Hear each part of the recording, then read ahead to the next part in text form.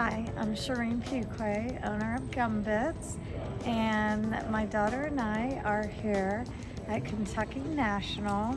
Kat is showing her junior hunter in preparation for indoors, and also here for the Maclay Regional Championships.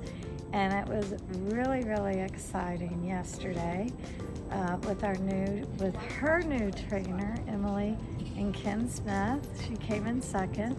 But while I was here, I came across a woman who said that she's been using GumBits since she was 14 years old. And her name is Liz, and I have interviewed her, and I look forward to you meeting her along with me. Thank you.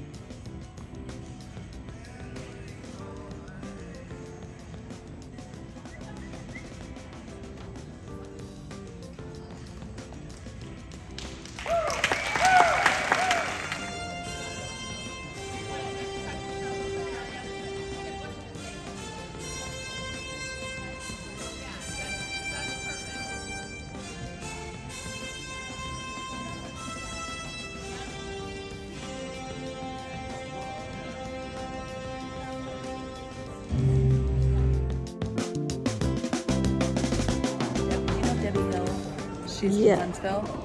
When your GumBits came out, everybody at the barn started using them, and I use them on my horse, and they're amazing. They work so well, and my horse was so little bit, not hard in the mouth, but not easy to sort of push into the bit. And when I used the GumBits, she really sort of came back to me and was a lot more supple. And which discipline were you Dressage. using? Oh, for the you're a dressage lady. I used to help Debbie break the young horses. And your name again? Liz Wilhelm. And you told me that you grew up in Huntsville, Alabama. Huntsville, but you don't really have an accent. No, my parents were military brats. They actually met in Iran. Oh, cool. In Tehran, Iran. Both their parents were stationed there, and they met in high school, and then they've sort of lived all over. My mom's lived all over. And I was born in Kansas, then we moved to New York, and that's where I started riding. And then, were you in one place to really learn how to ride, or were you kind of moving around? Moving around. And I learned a little bit from all the disciplines. Like I did a little bit of everything. Western stuff, dressage was What really, did you start with when you learned? Like ponies? Ponies, like hunter ponies. Okay. Yeah. That was because New York, that area, that was more the norm there.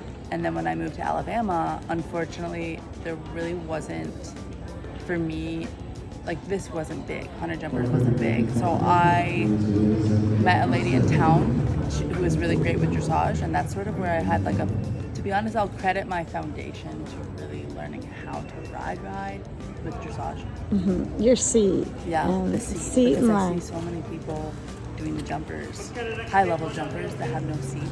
Right. And that's really, really important, I think, when you're asking the horse for adjustability in, down the lines. If you can't adjust the horse with your seat, you're gonna miss the distances. You're not gonna have the eye. If you can adjust them with your seat without pulling and pushing, everything's gonna come easy. I'm sure your daughter over really their back. You ride them really over their back, and not that kick and pull. No, and that because I all see like the big neck underneath muscles on the horses developing when they're not really riding them through. But they're basically sitting in the horse's hollow, and then they're the only aid that they know how to use is their hand. So they're just pulling or pushing, and if they don't see a distance, they do one or the other. And if they know that they have to wait, they don't know how to wait with their seat. They just pull back. Right. So it kind of gives the horse a But choice. now, how old were you when you learned dressage? I was in, I'd say it started in middle school. Okay, because that's unusual. Usually the kids coming out of big equitation go into dressage because everyone... Yeah, like when they realize they need it. But what I love myself about the hunters is that it really teaches you first to go forward without pulling. Yes. So like no matter what, try to get the forward distance and then support the horse. Right. Because I do see a lot of people riding a little backwards. They don't see it, they push, and then the careful horses end up stopping. Yes. I see that a lot. And so you were in middle school in Alabama, like Birmingham-ish? Huntsville. So like an hour and a half away from Nashville. Okay. Yeah, I'd say like... So there's a lot of shows in that kind of Nashville-ish area. Brownman, there's Brownman. Oh yes, Brownman, I love that show. That's a really cute show. And so you did you learned pony hunters. Then you switched to the dressage, or you went to hunters and then switched to the dressage? Hunters, like learning about equitation, like hunters equitation, I'm talking like ponies. And then when I moved to Alabama, I did a little bit of I even did team penning on quarter horses. My husband's done all that. Yeah, just for fun. Because the Western saddle really gets you to sit deep. Yeah. And also and then you don't use a lot of hand either in the Western. No hand. You don't touch them. And then I did a lot of what really helped me feel super comfortable that a lot of kids I see doing these disciplines don't start off doing. I just rode for fun and did bareback and just played around on the horses all day long. Yes. And that really creates the seat. You cannot have a seat and ride around bareback and jump and do all those things. That's what Kat loves to ride bareback. Yeah. No, and if she can do that, not a lot of these kids would feel comfortable doing that. And they aren't even allowed to try that because of the environment of the barn. Right. And as a client, those barns are meant to be a little bit more professional, so they don't allow you to play out. And I think the playing it's really important. And jumping bareback. Yeah. I mean, if you can do that, you have a really great seat and you have a really sort of comfortable balance, and you do have to develop the seat in a way, because you're not gonna lean forward up the neck without a saddle, and you're not gonna pull. You're gonna be a little bit more soft. Right. So all of that, I think, it's a weird background, but. So so you learned the dressage, you played around with some team pinning and stuff like that.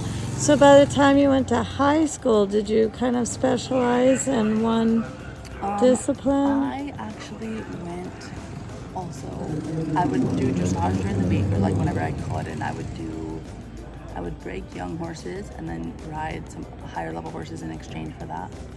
And then I also dabbled in, I went back and was learning jumpers with a trainer. I had to drive 2 hours away.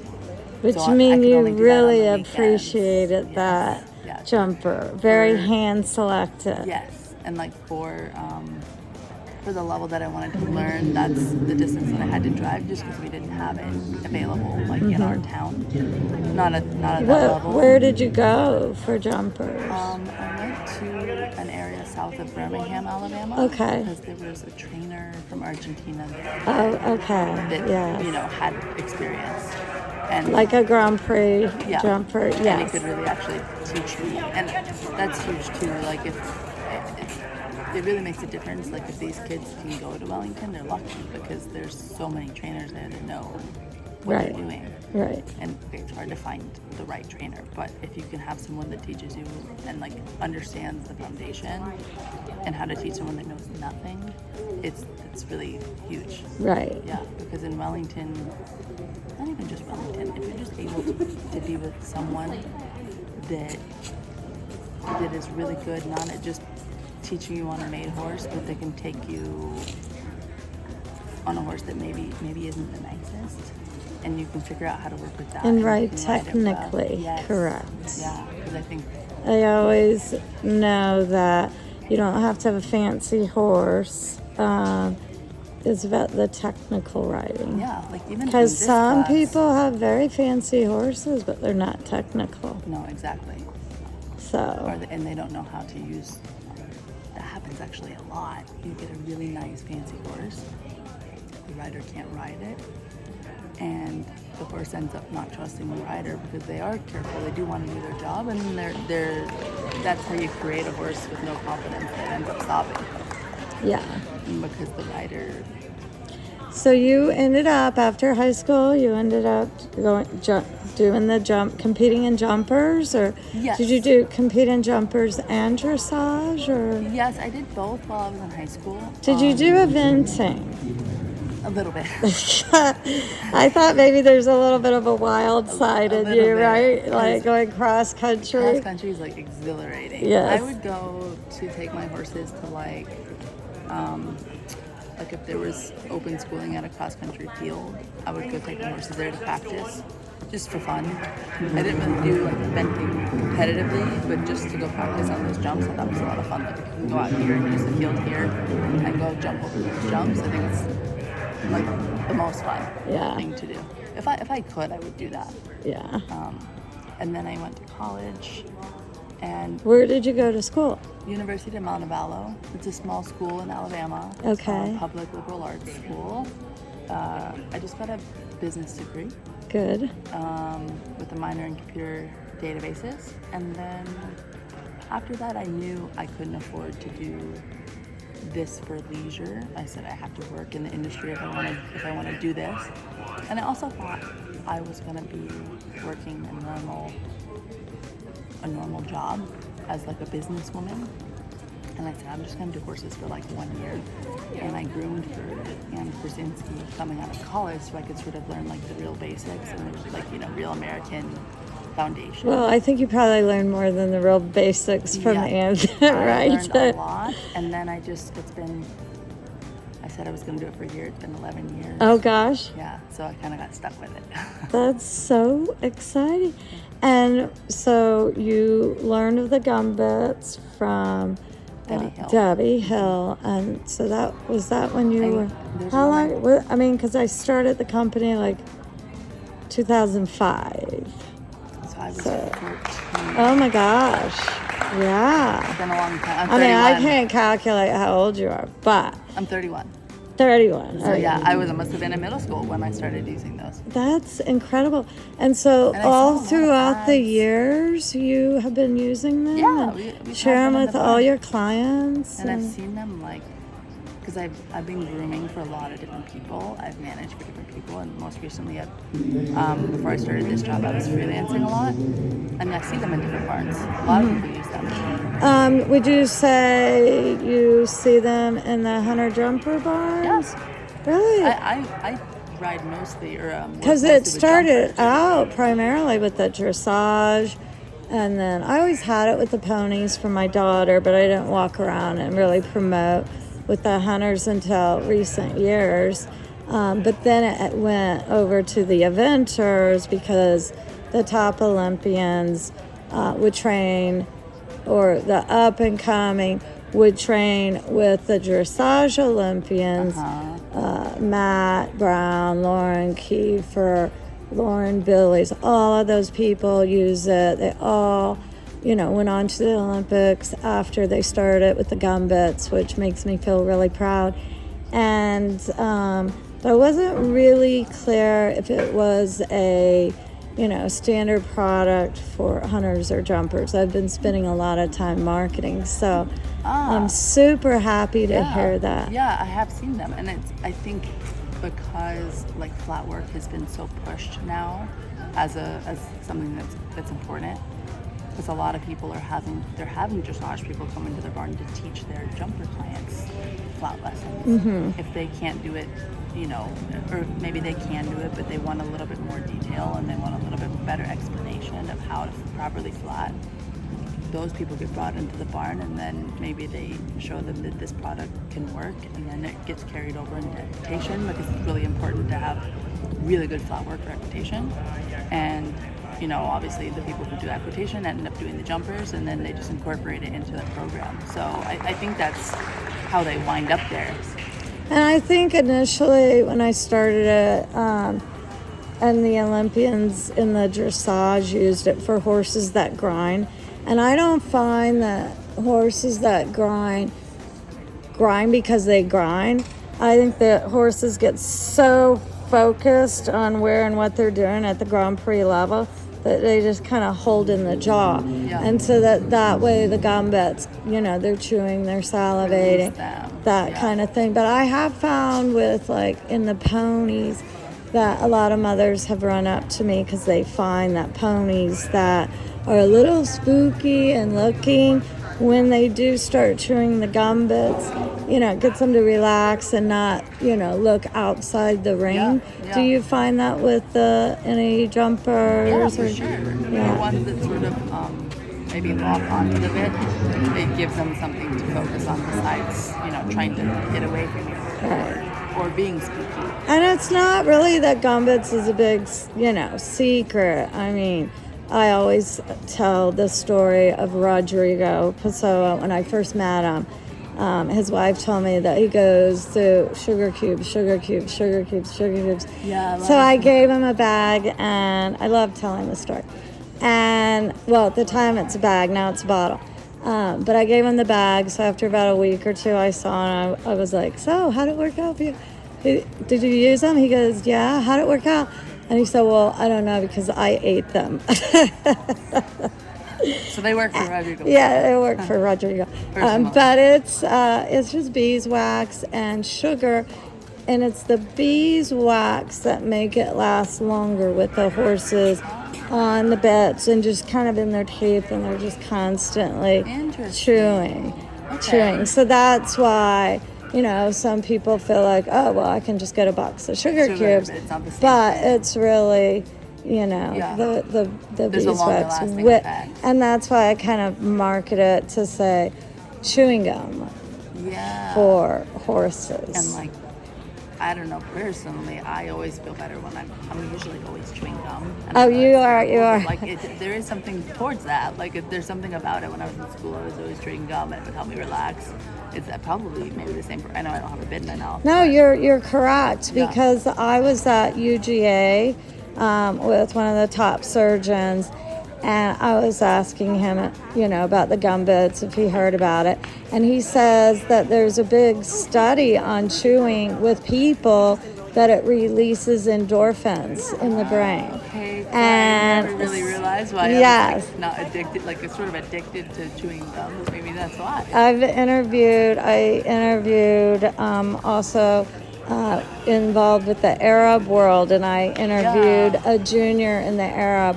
And I interviewed her, and at the very end she goes, well, when I'm standing at the end gate, I might be feeling a little nervous. She goes, I don't really want to say anything, but I start chewing the GumBits. So I thought that was really super sweet. Yeah. But, I just now met you, and you started telling me that you had used the GumBits. You didn't even know that I was the GumBit lady, as I was introduced to you as. But I have so many really neat stories of different people, different disciplines, different stories. And I thought the best way to get those stories out is that I have I call it a GumBits Zoom live, or GumBits Zoom chatting. So I have a YouTube service. And every week I commit it with sidelines to do an e-blast for these stories. Okay. So you just got tagged for my Monday story. Very cool. And thank you for your time. I really appreciate it. Very cool. Thank you. Championship here in the Midwest region, Maclay Championships.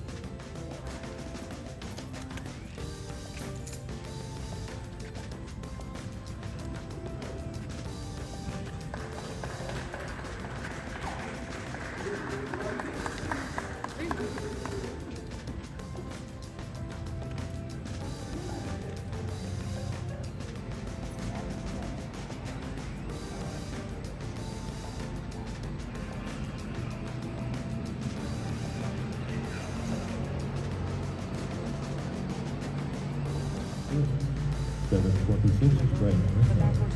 That's a two play. Our second place award today went to number 90. Number 90 was Wonderland. Congratulations. And our third place award today went to number 179. Horse Knowledge. Good job. Oh,